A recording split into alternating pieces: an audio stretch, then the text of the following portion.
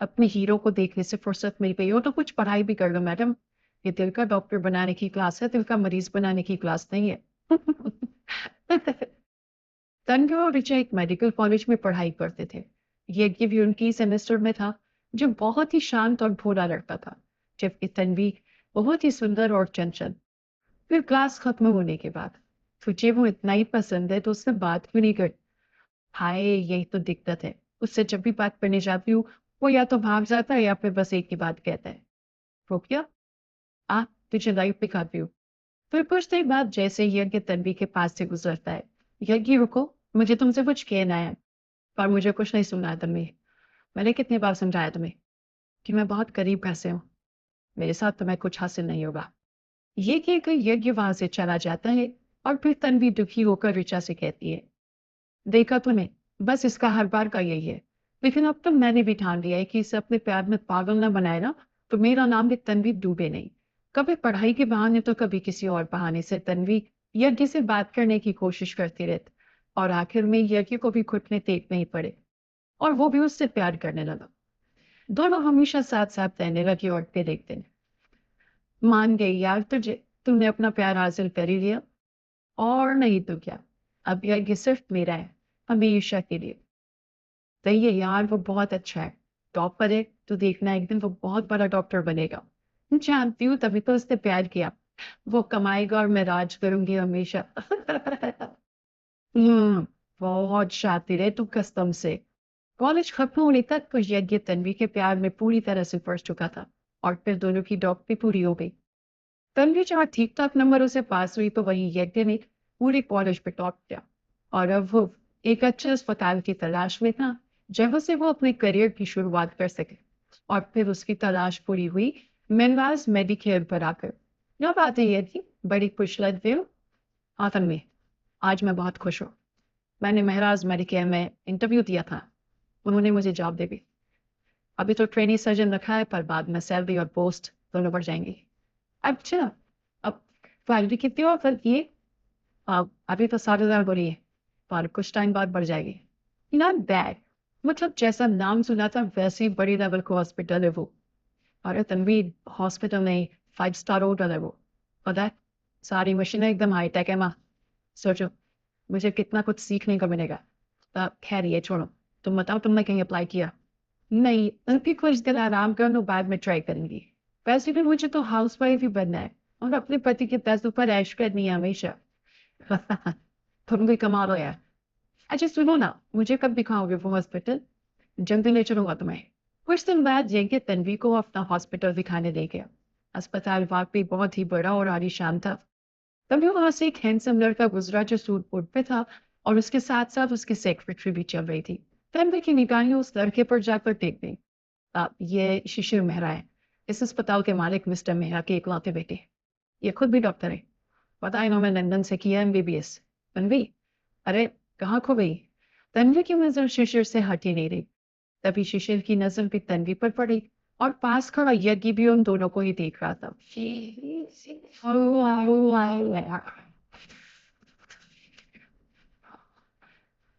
कौन है तू, और यहाँ जंगल में क्यों आया है?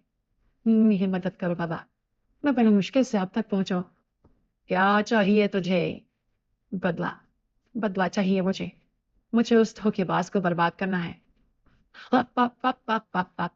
बदला चाहिए, जरूर मिलेगा। बता मुझे अपनी पूरी कहानी। और फिर यज्ञ ने बोलना शुरू किया। वो पहला दिन था जब तन्वी और शिशिर ने एक दूसरे को देखा था। उसके बाद तन्वी शिशिर से बार बार मिलने लगी। उसने शिशिर को भी वैसे ही प्रेम जाल में फंसाया जैसे मुझे फंसाया था। उसने शिशिर की दौलत देखकर उससे शादी कर ली बाबा, और मुझे किसी मरीज की मौत के लिए जिम्मेदार ठहराकर फंसा दिया। पूरे 5 साल में जेल में रहा। मैंने उस गुनाह की सजा काटी जो मैंने कभी किया ही नहीं। हम्म, बहुत बुरा हुआ तेरे साथ।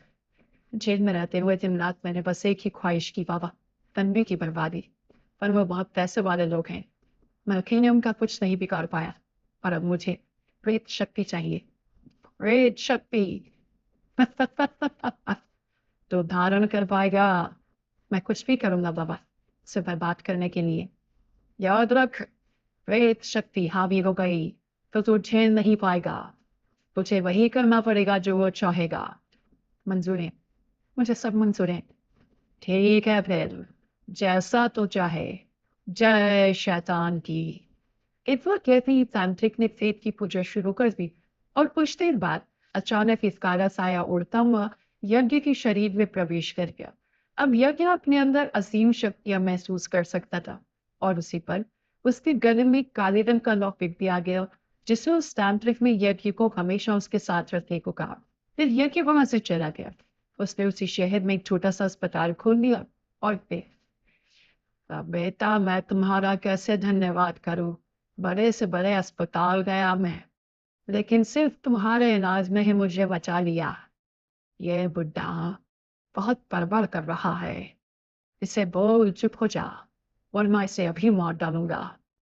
नहीं नहीं, ऐसा मत करना। क्या हुआ बेटा?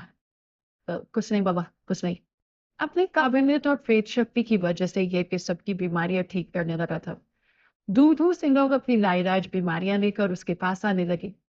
फिर एक दिन अचानक यज्ञ को अपने अस्पताल में ऋचा दिखाई दी। शुक्र है यज्ञ तुम मिल गए। पर तुम तो और जाओ ना। हाँ, मैं तुम्हारे पास एक मरीज लेकर आई हूँ। बहुत सीरियस कंडीशन है यार। मुझे खुद कुछ समझ नहीं आ रहा। उसकी नाक से ब्लड निकलता ही जा रहा है। सब कुछ करके देख लिया पर कुछ पता ही नहीं चल रहा है। ऐसे कैसे? कहाँ है वो पेशेंट? तब वो एक 5-6 साल के बच्चे को स्ट्रेचर पर यज्ञ के सामने लाया गया, जिसकी नाक से लगातार खून बह रहा था। फिर जैसे ही यज्ञ ने उस बच्चे के माथे पर हाथ रखा, तो अगली पल वो बुरी तरह कांपने लगा। क्या हुआ यज्ञ? तुम ठीक तो हो ना? हाँ, इसकी इंटीरियर सेरेब्रल आर्टरी डैमेज हुई है। इसी वजह से खून बह रहा है। हमें जल्दी कुछ करना होगा, वरना ये मर जाएगा। रिचा यज्ञ को देखकर हैरान थी। जो बीमारी सिटी स्कैन और बाकी टेस्ट करके भी पकड़ में नहीं आ पाई थी, यज्ञ ने 1 सेकंड में जान ली। यज्ञ भी ऋचा को समझा ही रहा था कि तभी उसकी आंखें ऊपर चढ़ गई और उसका शरीर अकड़ने लगा। और फिर उसे अंदर से आवाज आई, तो वो जानता है ये बच्चा कौन है? ये तन्वी और शिशिर का बेटा है। मार डाल इसे। अगले पल यज्ञ ने उस बच्चे का गला पकड़ के देखकर बाहर छिपे तन्वी और शिशिर भी अंदर आ गए। ऋचा के साथ वो दोनों भी उसका हाथ छुड़ाने लगी, लेकिन उसकी पकड़ उस बच्चे पर और मजबूत होती जा रही। तभी वहां एक तेज रोशनी हुई और अचानक सब कुछ थम गया। एक निशान और उसके माथे पर साक्षात भगवान शिव का हाथ था। शांत हो जाओ वत्स, ये तुम नहीं हो, बल्कि तुम्हारे अंदर का प्रेत तुमसे करवा रहा है। तुम्हारे साथ अवश्य गलत हुआ है, पर इसमें इस मासूम का कोई दोष नहीं है। इसे छोड़ दो और इसकी जान बचाओ, मत खोलो। तुमने लोगों की जान बचाने के लिए ही पढ़ाई की थी। मैं तुम्हारे साथ हूँ। अब यूं पर यज्ञ को ऐसा लगा जैसे उसके अंदर से कोई बहुत बड़ा बोझ उतर गया। उसने आंखें खोली, वो सामने भगवान शिव नहीं, पर उसका लॉकेट काले रंग से नीले रंग में बदल गया था और उसे अपने अंदर एक दिव्य शक्ति महसूस हुई। यज्ञ ने देखा कि शिशिर और तन्वी उसके सामने फुटपाथ पर बैठे हुए थे। वो उससे अपने बच्चे की जिंदगी की भीख मांग रहे थे। यज्ञ ने आंखें बंद की और बच्चे की नाक के पास प्यार से हाथ फिराना शुरू किया। उसके ऐसा करते ही बच्चा उठ बैठा और उसकी नाक से खून बहना भी बंद हो चुका था। थोड़ी दुनिया के बड़े से बड़े डॉक्टर जो नहीं कर पाए, वो तुमने कर दिया। तुम कमाल हो। तुम लोग एक जादुई डॉक्टर हो और तुम्हारा ये अस्पताल जादुई अस्पताल है। मैं और तन्वी तुम्हारे दोषी हैं, लेकिन अब मैं हमारी गलतियों का प्रायश्चित करूंगा। मैं अपना अस्पताल बेचकर तुम्हारे इस अस्पताल को और बड़ा करूंगा। ये मेरा तुमसे वादा है। मुझे माफ कर देना ये कि मैंने पैसों की लालच में तुम जैसे भोले भाले इंसान का दिल तोड़ा, तुम्हें धोखा दिया। फिर भी तुमने मेरे बेटे की जिंदगी बचाई। सच में तुम भगवान बनकर आए हो आज। लेकिन यज्ञ बिना कुछ कहे वहां से बाहर चला गया। उसकी आंखों में आंसू थे, लेकिन वो जानता था कि अब आगे उसने क्या करना है। वो और उसका जादुई अस्पताल अब और भी कई लोगों की मदद करने वाला था। इस तरह है, इस तरह है। कितना मजा आ रहा है ना? हाँ, और आज तो परिलोक का मौसम भी कितना सुहाना है। एक तो इतना अच्छा मौसम और ऊपर से आज तो माँ भी यहाँ नहीं है। आज तो जितना जी चाहे मस्ती कर सकते हैं हम।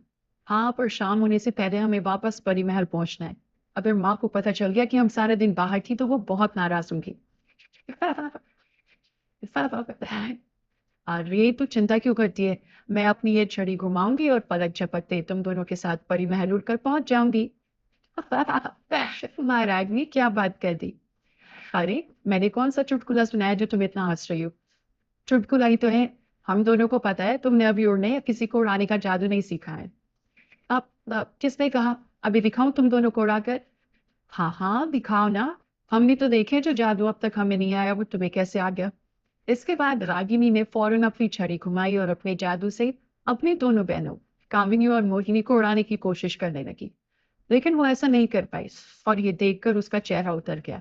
जबकि उसकी दोनों बहनें हंसती हुई बोली, अरे अरे अब बस कर रागिनी, इतनी देर से हम हवा में उड़ रहे हैं, अब हम थक गए हैं। हमें नीचे उतार दो ना। सच में उड़ने में तो बहुत मजा आया। उड़ा लो जितना मजाक उड़ाना है उड़ा लो मेरा। देखना तुम दोनों, जब मैं माँ से ये वाला जादू खूब अच्छे से सीख लूंगी ना, तब तुम दोनों को हवा में उड़ाकर आसमान में ही लटका दूंगी।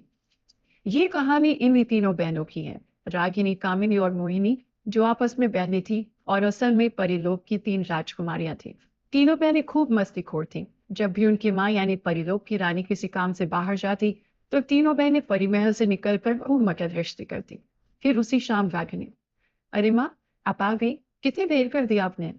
पता है माँ, हम तीनों ने सारा दिन आपका इंतजार किया कि कब आप आएंगी और हम सब साथ बैठकर खाना खाएंगे। अच्छा, ऐसी बात है क्या। इतना कहती रानी परी ने अपनी आंखें बंद की और अपने जादू से उस बीते दिन को अच्छी तरह देखा। मैंने सब देख लिया कि तुम तीनों कैसे झूले में बैठकर मेरा इंतजार कर रही थी, वो भी सारा दिन। क्यों, सही कहा ना मैंने। माँ आप ये कैसे कर लेती हो। अरे पागल, माँ को कौन सा जादू नहीं आता। माँ हमें भी सिखाओ ना, हमें भी सारे जादू सीखने हैं। हाँ हमें चीजों को उड़ाना तो आता है पर खुद नहीं उड़ना आता। वो इसलिए क्योंकि तुम तीनों बहुत चंचल हो, जादू सीखने के लिए बहुत एकाग्र होना पड़ता है। चलो अब ये सब छोड़ो और खाना खाकर सो जाओ। कल तड़के सुबह ही मैं तुम्हें सिखाऊंगी कि कैसे उड़कर कहीं भी पहुंचा जा सकता है। ठीक है। ठीक है माँ। जब वो तीनों सो रही थी तभी खिड़की के पास एक आदमी आया और बोला, सो गई महाराज, तीनों सो गई। इस परिलोक की सत्ता अपने हाथ में लेने का वक्त अब आ गया है। ये तीनों अब जाएंगे परिलोक से बाहर और रानी परी जाएगी जेल में। और मैं और आप बैठेंगे परिलोक के सिंहासन पर। महाराज अनंत सिंह की जय हो, जय हो। ये है परिलोक का महामंत्री और रानी परी का सलाहकार अनंत सिंह, जो असल में बहुत ही दुष्ट था। अनंत सिंह सारे जादू जानता था और खुद परिलोक का राजा बनना चाहता था। उसने अपने जादू से रानी परी को फेरियों में कैद करके उनसे उनकी जादुई छड़ी भी छीन थी। दुष्ट अनंत सिंह, तूने दिखा देना अपनी असलियत, मैं तुझे छोड़ूंगी नहीं। तो क्या कर लेगी बुढ़िया, तेरी छड़ी तो मेरे पास है, तो अब तुझसे कोई जादू तो होगा नहीं। और रही बात तेरी बेटियों की, तो उन्हें भी ठिकाने लगा चुका हूं मैं। रानी परी को लगा कि अनंत सिंह ने उसकी तीनों बेटियों को मार दिया है। वो फुट फुट कर उन्हें उधर धरती पर जब तीनों राजकुमारियों की आंख खुली तब, अरे ये हम कहाँ आ गए और क्या हमारे कपड़ों को क्या हुआ। माँ का और हमारा परिमहल, लगता है ये धरती लोक है। माँ ने मुझे बताया था इस लोक के बारे में, पर हम यहाँ आए कैसे और अब वापस कैसे जाएंगे। चलो किसी को ढूंढते हैं और उससे मदद मांगते हैं। अनंत सिंह के जादू से तीनों राजकुमारियों के कपड़े एकदम सादे हो चुके थे और वो बहुत ही गरीब दिख रही थी। फिर एक झोपड़ी के बाहर रुककर रागिनी ने कहा, कोई है। हाँ मैं हूँ, पर तुम कौन हो बेटी। प्रणाम माँ जी, मेरा नाम रागिनी है और ये दोनों मेरी बहनें हैं, मोहिनी और कामिनी। हम तीनों, अब क्या हुआ बताओ। हम तीनों को बहुत भूख लगी है, हमारे इस दुनिया में कोई अपना नहीं है। अरे ऐसा क्यों कहती हो, वो ऊपर वाला है ना, वो सबका रखवाला है। आ जाओ, अंदर आ जाओ। सरला की झोपड़ी ज्यादा बड़ी नहीं थी। वो उस झोपड़ी में अपने तीन बेटों के साथ रहती थी, रमेश, महेश और कमलेश, जो कि लकड़हारे थी और स्वभाव से बहुत ही मेहनती और दयालु थे। ऐसे ही कई महीने बीत गए। फिर एक दिन, आह, अब मेरी उम्र हो गई, पता नहीं मुझे कब भगवान अपने पास बुला ले। तुम लोगों का भी तो कोई नहीं है, तो मैं चाहती हूँ कि तुम तीनों मेरे बेटों से शादी कर लो। अगर तुम्हें कोई ऐतराज ना हो तो। तीनों राजकुमारियों को इससे कोई ऐतराज नहीं था।